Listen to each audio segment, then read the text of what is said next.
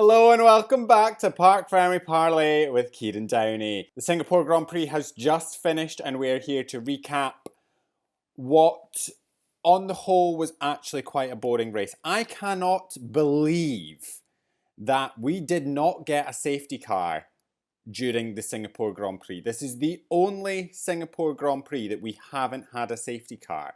And the entire time I was just like, are we going to get it now? Surely. And the laps just kept ticking away. And I was like, it's got to come, right? It's got to. And we had some very close calls.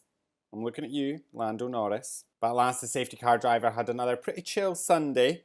And the race was pretty mediocre. I have to say, it was a very mediocre race, but it did result in a Lando Norris win.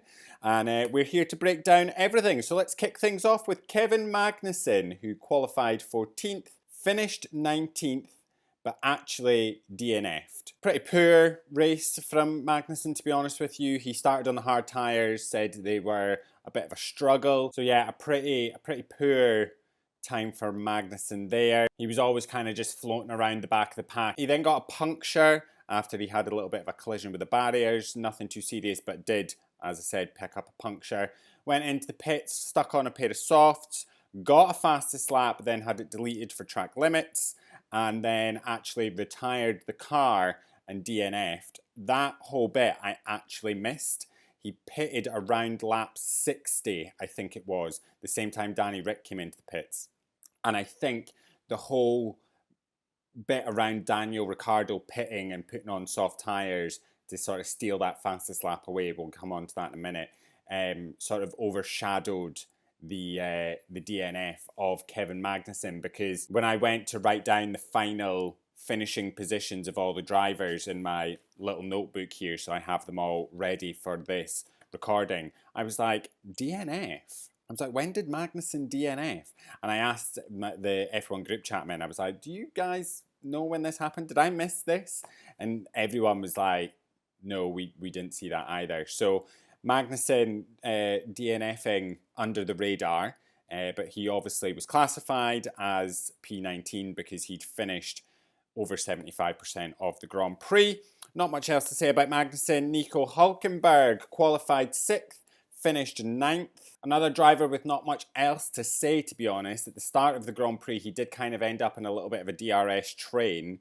Himself, Alonso, Leclerc were all just kind of just stuck in a DRS train. That was it for loads of time. Like, so many laps went past and it was just a procession of those drivers, and it did kind of seem like there was just going to be no moves made at all, to be honest with you. He always just was kind of floating around the low points positions, but nice to see him getting a point, or a couple of points, finishing P9. I love just seeing Hülkenberg getting points, because I've said it before, but I'm just wary of the fact that this will maybe the last time for quite a while that we might see Hülkenberg fighting for points. That Haas is pretty decent this year, and with him going to Cyber, I just don't think next year we're going to see much. And I don't even know what we'll see in 2026, because there's no guarantees of what Audi's performance is going to be like. All right, moving on to Zhou Guanyu, who qualified 20th, finished 15th. Not much to say about the Cyber drivers, terrible qualifying, and I'm pretty sure the only reason he's finished 15th is because there was 2 DNFs and a few tactical pit stops towards the end that kind of bumped him and his teammate Valtteri Bottas, who qualified 19th, finished 16th.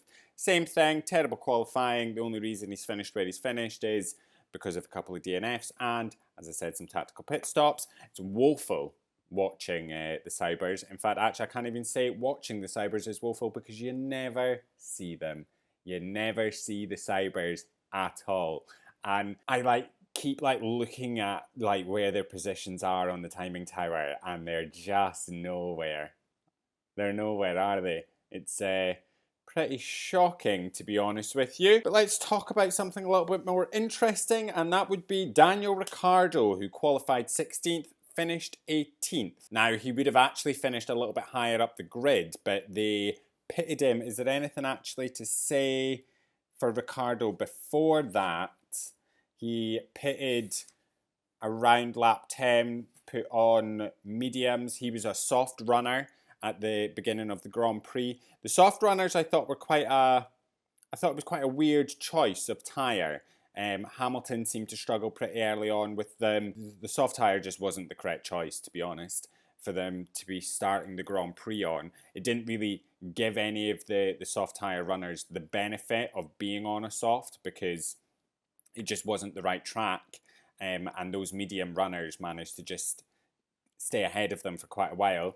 Alex Albon did manage to undercut him, and then we kind of didn't really see anything from Ricciardo up until, as I said, lap 60, where he pitted to stick on a pair of soft boots. He wasn't going to be getting any points anyway, so Red Bull managed to play a little bit of team games, not driver games, team games, because Red Bull managed to use their sister team VCarb to pit, stick on a pair of soft boots and go for the fastest lap, stealing that point away from Lando Norris, which obviously is going to be a benefit to Max Verstappen in the championship fight. There will be a lot of conversation about this, I imagine now, between fans, between the teams and the drivers about whether or not that should be allowed, whether Red Bull should be allowed to use VCarb to benefit themselves by doing things like pitting and putting on softs and getting the fastest lap. We've seen it a lot.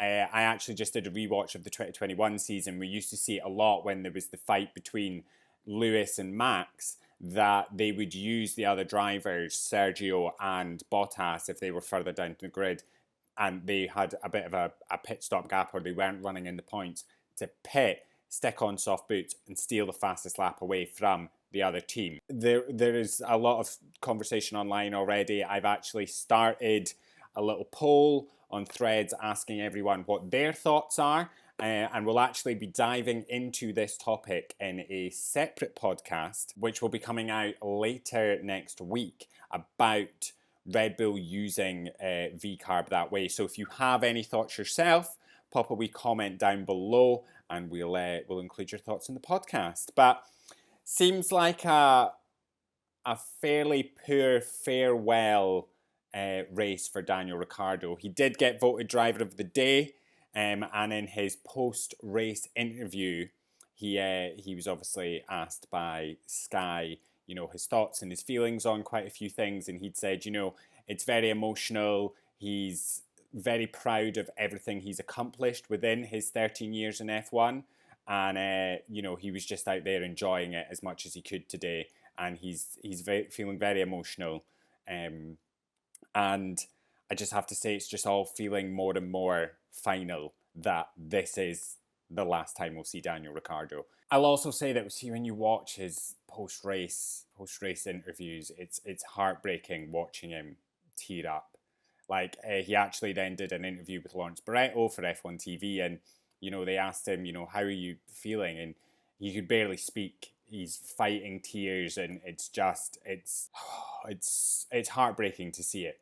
There is obviously a lot of talk that he will stay within the Red Bull driver pool, that they can use him for whatever. I don't know whether he'll be like a reserve driver as he was in 2023. I don't know whether he'll just sit out these last 6 races, I think it is, and come back maybe in 2025. I don't know, but it definitely does seem like this is the last of Daniel Ricciardo for now, and it will be quite sad actually to see him go. I imagine we'll get confirmation of that sometime next week. All right, his teammate Yuki Tsunoda, who qualified 8th, finished 12th. It's a shame to see Yuki finish out the points. He had all of the potential to finish within the points today, and it just didn't work out for him, to be honest with you. He did have a pretty good time defending against Hamilton. Hamilton actually was struggling at one point with his tyres and went in for the overtake on Tsunoda and actually went off the track. Just couldn't get it done. But yeah, just not the best time for Tsunoda this weekend. A driver you didn't actually see a lot of. I think it was there was so many gaps between all of the drivers that it was just like watching a procession, to be honest with you. And there wasn't many overtakes, to be honest. There wasn't many fights. There wasn't much, to be honest. And it's a shame. I thought Singapore would be a certified banger, but in terms of Yuki Tsunoda, it's a shame he's finished outside the points. And because the V carb was looking up, it was looking like it would be a good be a good weekend for V carb, and they just didn't have it in them, unfortunately. But let's move on to Franco Colapinto, who qualified 12th and finished 11th. Now, Colapinto, you can tell he's just fresh in F1 and he does not care. He doesn't care. That lap 1 get off the line was brilliant from Colapinto. And when they did the replays, and you could actually see that he started and he went clean down the inside of turn 1, gained a whole load of positions, and Albon came over the radio and was like, what is he doing? He's dive bombing me. Like, what is going on? And he was complaining about Colapinto to the team. And I have to say, I completely disagree with you. I thought that was a brilliant move from Colapinto. It was absolutely mega. Like, well done. Well done, Colapinto. He was getting praised by Perez. Perez had a real struggle getting past him at one point. And they came over the radio and were like, Colapinto's struggling on his tyres. Go and get him. And then we kind of left that battle for a bit and went and focused on something else. And when we rejoined it, Perez was coming over the radio and saying, Colapinto's a decent driver. Like, I'm really struggling to get past him. And when you have a driver that has been in F1 as long as Perez has, say whatever you want about his recent performance, but the man is a good driver, who's been in F1 as long as he is, and praising a guy on his 3rd Grand Prix to that kind of level. I don't know anyone that's not a Colapinto fan. I love that man. He's just coming in. He's sticking it in and around Albon or ahead of Albon. He's not afraid to get his elbows out and make some moves. He's quick. He's very good. He's getting praised by all the drivers. He's risen up the paddock. He's a wee flirt. I love Colapinto, and I'm so sad that we will not see him in the sport next year. I'm so sad. I do think he'll go back to F2. He'll gain access into F1 at some point within the next few years. I have no doubt about it, because if this is the kind of performance we're going to see over the next 6 races as well, he is all but guaranteed that he will get snapped up by a team at some point, because he's just proving himself that he should be in F1. And I, for one, think that we have definitely got a Formula One race winner in the future coming in Franco Colapinto. It's amazing to see what he's capable of. His teammate Alex Albon, who qualified 11th and then DNF'd. Oh, shame. I feel quite bad for Alex Albon, to be quite honest with you. As I said, don't agree with his analysis of the lap 1, turn 1 incident with Colapinto. I thought that was a mega move from Colapinto, as I said. He did manage to get a successful undercut done on Daniel Ricciardo. He was then successfully undercut by Carlos Sainz. And then not that long afterwards, looked like, we were in for maybe a little bit of a battle, but then he retired the car because his power unit was overheating, which I'm surprised we didn't see a little bit more of, because obviously the temperatures were so high, and we did see a lot of the teams coming over the drivers' radios being like, you need to cool down the car, you need to cool down the brakes, you need to cool down the tyres, or whatever it was. So I'm surprised we didn't see more drivers suffering with that issue, and it is just unfortunate that Alex Albon had to retire the car. Not the performance that Williams would be wanting, but as James Vowles said to Colapinto over the radio, we win together, we lose together, and that is exactly it's what it is. They seem to be on a good trajectory, and hopefully this is just a bump in the road for Williams, and they can sort of bounce back over the next 6 races. All right, now moving on to 2 drivers. I'm going to group them together. I could have done this with Sauber as well, to be honest with you, because you'd basically just never seen them. And that is the 2 Alpine drivers. Pierre Gasly, who qualified 18th, finished 17th, and Esteban Ocon, who qualified 15th, finished 13th. Those Alpine drivers were MIA the entire race. I think the only time I heard anything about the Alpine drivers was, I think it was when they pitted Oscar Piastri. Crofty had said to Ted, Ted, tell us, is somebody coming into the pits? And Ted was like, yeah, Pierre Gasly is. They were actually meaning, is Piastri about to pit right now? But the only thing I could really tell you about Piastri's race is he had a very slow pit stop, which punted him way down the order. I think he'd made up quite a few positions and then was shuffled on back down with a poor pit stop, quite a slow pit stop from Alpine. That is the only note I have on Pierre Gasly. And the only note I have on Ocon is I spotted him when Hamilton overtook him. That's it. It's the only time I've seen either Alpine driver. They were so MIA. Obviously not great races from them, to be honest with you. And yeah, I can't say anything else about them, to be honest with you. Pretty piss poor. But let's move on to the Aston Martin drivers and Lance Stroll, who qualified 17th, finished 14th. Again, where was Lance Stroll? No idea. No idea. Barely seen him. Don't think actually he did anything of note. I don't think he was mentioned once. Fine, P14, well done. You climbed a few positions. Fernando Alonso qualified P7, finished P8. Alonso had a pretty, not a great start. He lost some positions right off the bat. He was coming into turn 1 and his rear slid a little bit and he had to go off the track and come back on. He then, as I said, got stuck on a little bit of a DRS train. He did have a little bit of good defending against Charles Leclerc, which was nice to see. It's good to see Fernando finishing in the points. It's been sorely lacking this year. Let's move on to the bulk of what we've got to talk about today, and we'll kick things off with Oscar Piastri, who qualified 5th, finished 3rd. Piastri did, I have to say, a fantastic job today. That man was able to manage that first pair of medium tyres so well. He was off the line decent. He did a good bit of management. He then managed to hang on to the back of Russell. He never really left the back of the two Mercedes drivers for a fair bit of time. He was then told to go long because I think it would have been difficult for him to get the overtakes done on them, and they needed a sort of tyre offset between him and the Mercedes drivers to benefit towards the end of the race. So stick it out long, and he did a great job on those medium tyres. He ended up pitting on lap 38. So in Singapore, that man has gone 38 laps on medium tyres. That's no mean feat. Let's be honest with you. Well done to Piastri for that. And then it was game on for Oscar Piastri. He was then just ticking drivers off. And unfortunately, he did manage to get P3. He got a podium.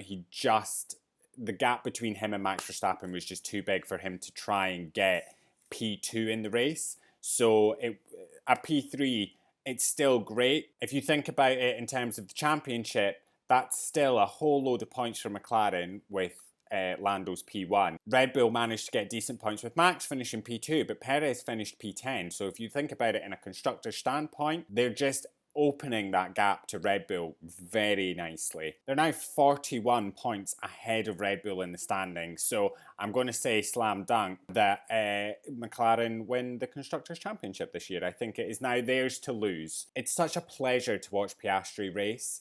He's just so good at it. And when he's stuck on those hard tyres and then he was off he goes. The level of confidence that man has. He overtook both Mercedes, I think it was around turn 7, and he went round the outside. And one, it just shows how much trust he has in the other drivers to be able to do those kind of moves, and they won't, do something stupid, which, Max and George and Lewis would never do that anyway. But it's brilliant to watch him drive, and I've said it before and I'll say it again, but we definitely have a future world champion on our hands in Oscar Piastri, and I cannot wait for that day. All right, now moving on to Lando Norris, who qualified P1, finished P1.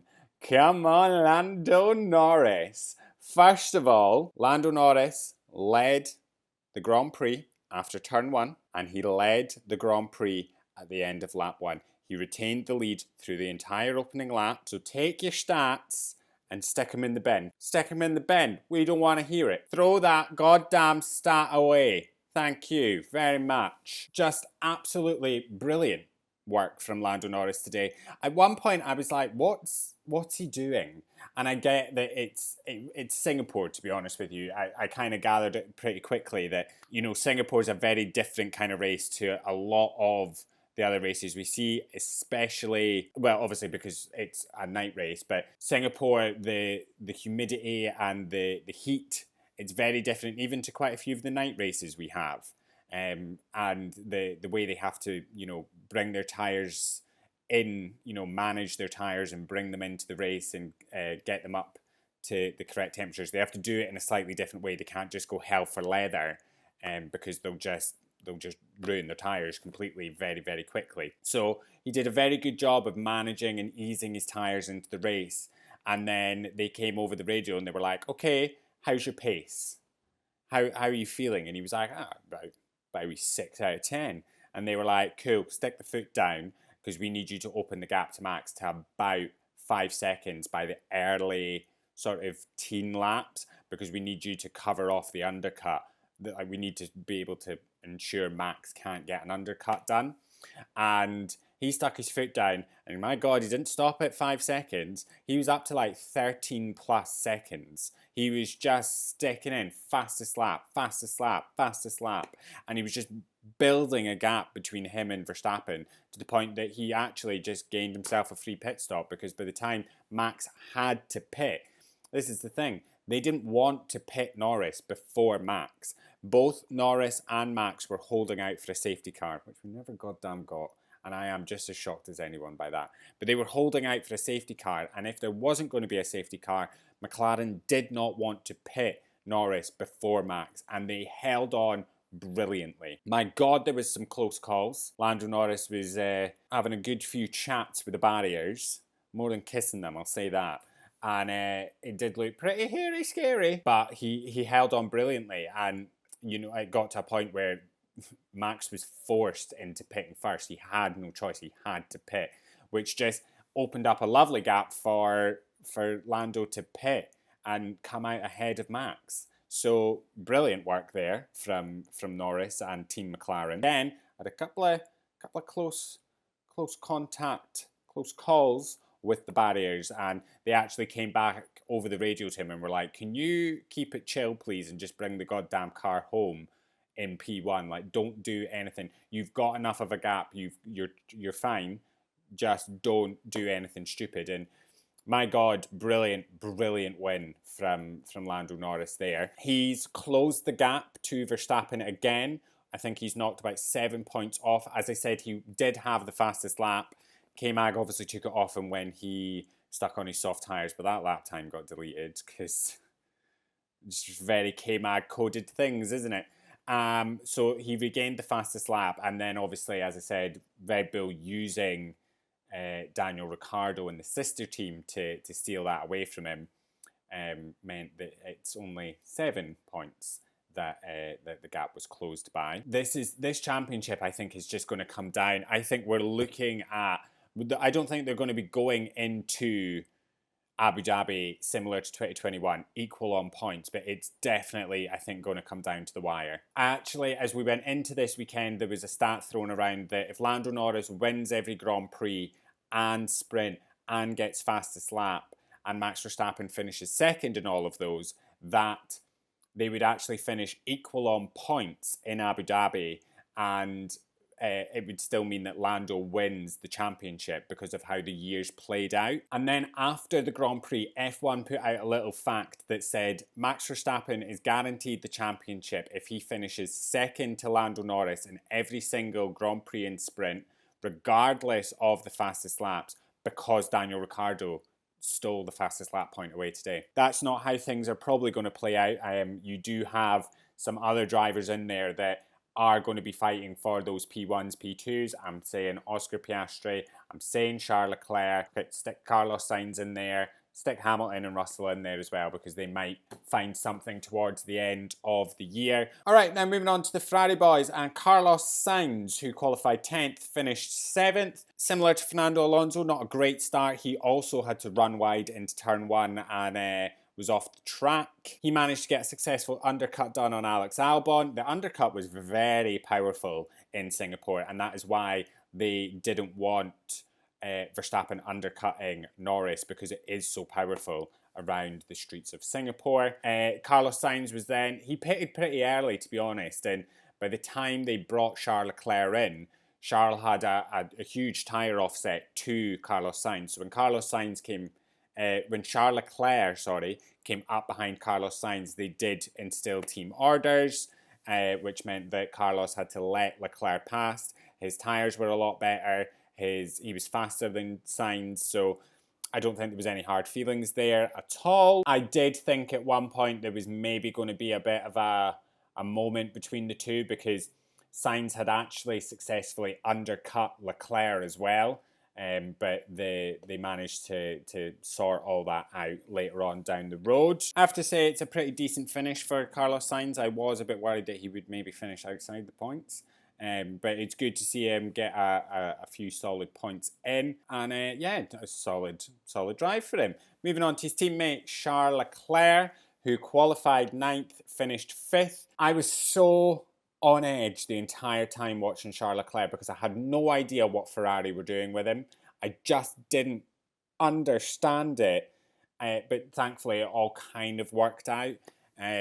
All I really wanted from Charles Leclerc this weekend was a top 5 finish, and I got a top 5 finish. So, woo! He was stuck on a DRS train for so long, couldn't get past Alonso, couldn't get past Hülkenberg, and it just seemed every time he was getting close that he just couldn't get it done, and then he had to back off a little bit because he had to cool down his brakes because he was overheating them, trying to get past everyone. He then started getting very frustrated over the radio, being like, how much longer is this going to go on? And they had to come over. Brian, his race engineer, was like, keep calm, it will all work out in the end, and it did. Thankfully, he did manage to get past.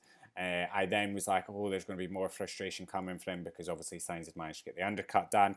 He then was going really long, and I sat there and I was like, this is all just going horribly for Leclerc. Like, what are they doing?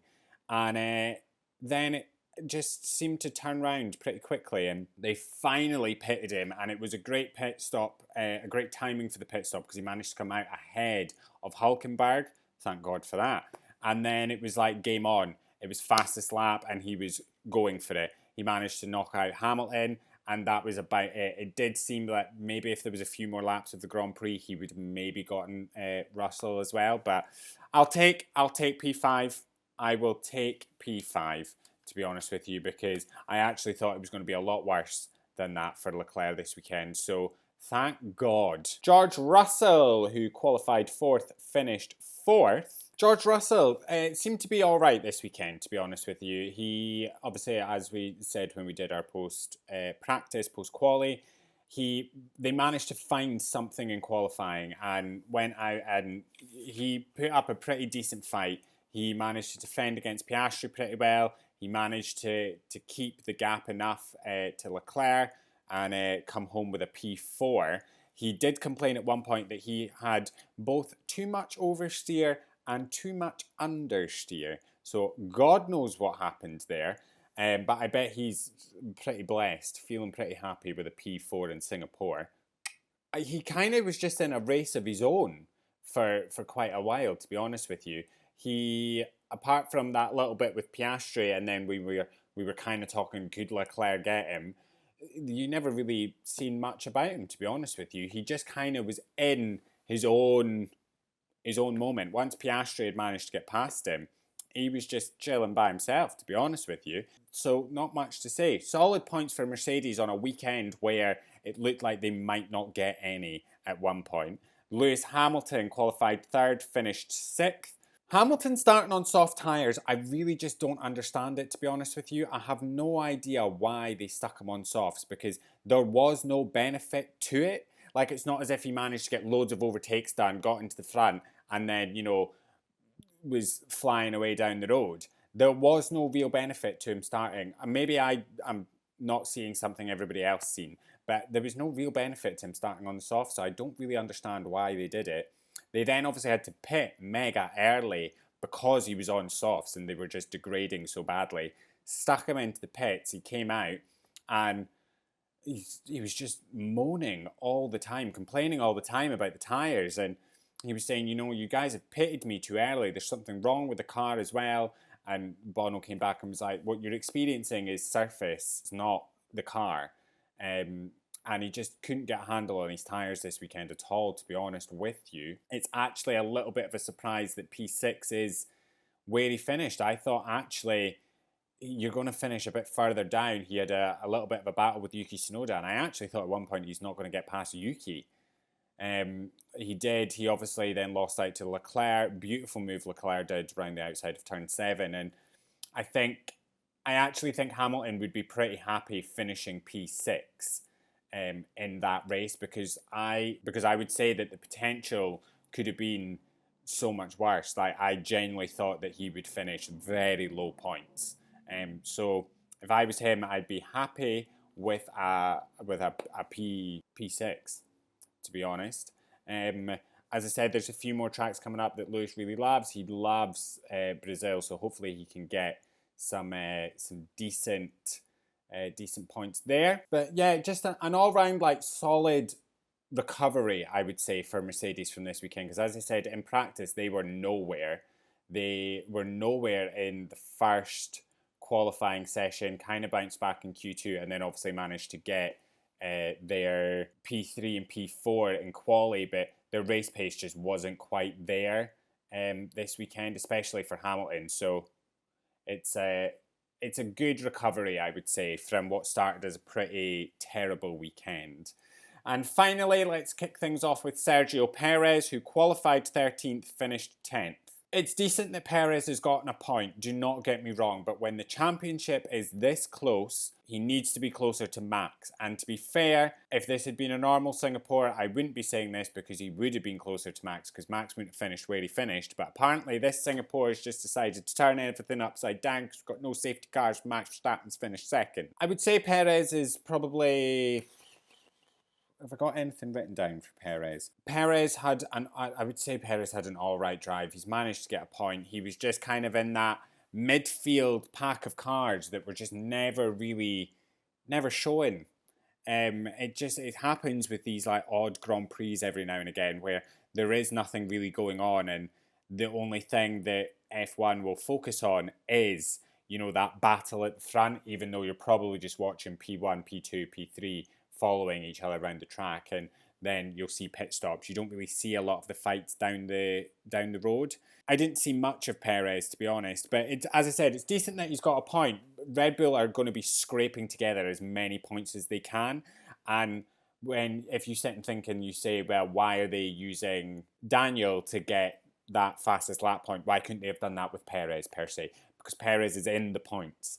Daniel can do that without sacrificing any additional points. If they pitted Perez, Perez would have just gotten the one fastest lap point that he's already got is a P10 finish, if that makes sense. So there's no point in pitting him. That's mad saying that's an alright finish for the Red Bull, but yeah, I didn't really expect much from Red Bull this weekend. Didn't really expect much from Perez this weekend. And Max Verstappen qualified P2, finished P2. I have to say I am very surprised by Max Verstappen's performance this weekend because I went into this weekend, we all did, thinking Max was going to be low end of the points because this is supposedly his bogey track. And as I've said, Singapore just fancied mixing everything up this weekend. But a great result, actually. I think if it would be wild if last year you'd said a P2 finish for Max Verstappen, we'd all say, my God, that's terrible for Max. He's so dominant. And, when he didn't quite get the P1 finishes, say Singapore, we'd be like, Max, what happened, hon? Whereas this weekend, that P2 finishes, they'll be celebrating that in Red Bull like a win. They will be absolutely celebrating that like a win. There was no way he's winning this Grand Prix. At the start, I kind of thought, could Verstappen catch Norris? But then once Norris was told to put the foot down, that gap just kept getting bigger. And Verstappen had no way of combating that. Norris, as I said, managed to hold on to his tyres brilliantly, forcing Verstappen to then having to pit before him. And yeah, it's just I think it's a brilliant performance from Max. Even Christian Horner was saying, great job from Max Verstappen today, like a brilliant drive. Everything just seemed to work out for him. And yes, he's P2, but he's managed to ensure that, you know, Norris has only knocked six points off the lead that he has in the Drivers' Championship, which I thought that actually there would be a huge chunk of points that Norris would have taken out of Max's lead this weekend. So not really worked out the way McLaren would probably be hoping for. As I said, Max did get a little bit of a benefit from Daniel Ricciardo stealing away that fastest lap point.